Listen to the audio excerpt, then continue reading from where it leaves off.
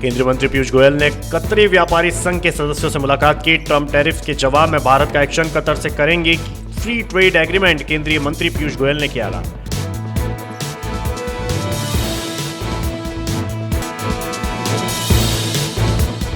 बिहार चुनाव के बीच एसआईआर पर सुप्रीम कोर्ट में सुनवाई। जिन वोटरों का नाम कटा उनके बारे में मांगी आयोग से जानकारी।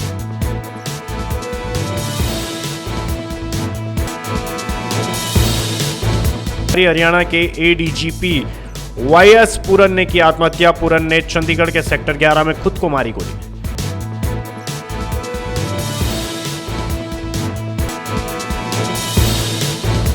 सीट शेयरिंग पर कल एनडीए की बैठक। चिराग पासवान, उपेंद्र कुशवाहा और जीतन राम मांझी होंगे शामिल।